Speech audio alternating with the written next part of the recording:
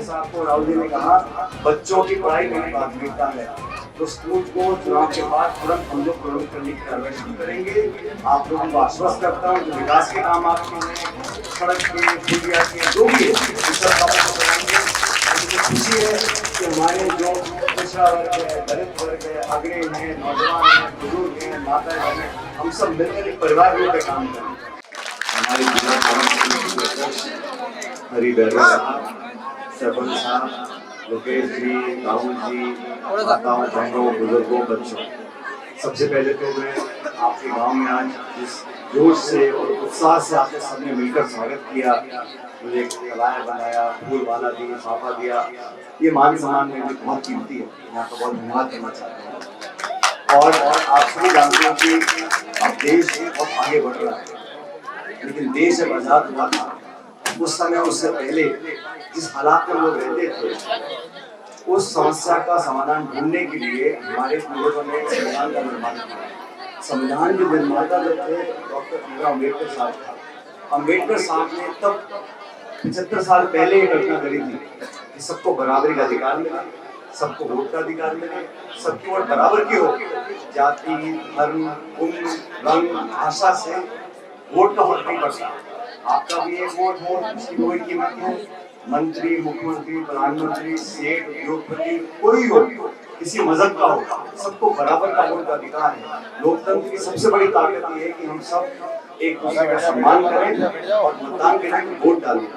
और यही समाज में सुधार करने के लिए ज्योतिबा फुले जी ने जो, और उन दोनों दंपतियों ने शिक्षा के क्षेत्र में, पढ़ाई के क्षेत्र में, मुझे खुशी है आज यूपी जी ने जो बोला, ये वही ज्योतिबा फुले जी ने कहा था, समाज में अगर बच्चे बच्चियां पढ़ लेंगे, बच्चे बच्चियां पढ़कर आगे बढ़ेंगे, तो हमारा पूरा देश आगे बढ़ेगा। और ये तो बहुत चतुर प्राणी है, इसने कहा 8वीं 12वीं गढ़ 10वीं का नाम ही नहीं लेना।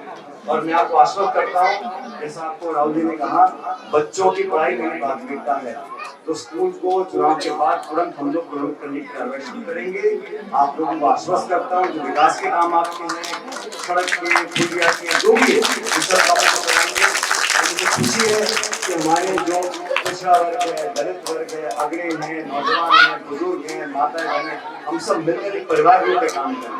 और मुझे कहते हुए फक्र है कि इन 5 सालों में सबको हमने मान सम्मान दिया। देखो, जो हमारा कार्यकर्ता है, हमारे साथ काम कर रहा है, हर एक को पद नहीं मिलता, संभव नहीं है, लेकिन हर एक को मान सम्मान दे सकते हैं, उसको प्यार दे सकते हैं, उसकी खुश हो सकती है। इसलिए आपसे निवेदन कर रहा हूँ, ये चुनाव महत्वपूर्ण है, पूरे देश की नजर आज चुनाव यहाँ पर है, और खासकर मेरे विधानसभा क्षेत्र, आपके विधानसभा क्षेत्र पर टोंक और नजर पूरे देश की। कल मैं हनुमानगढ़ में था, गंगानगर में राहुल गांधी जी आए थे, हम भाषण दे रहे थे, तो वहाँ के पत्रकार, वहाँ के कार्यकर्ता मेरा कुत्ता पर दूसरे के साथ टोंक पे क्या चल रहा है? अरे मैंने कहा टोंक में तो बढ़िया चल रहा है, तो राहुल जी को कैंपेन कर रहा है। वो डर रहे थे कि साहब आप क्षेत्र में क्यों नहीं हो?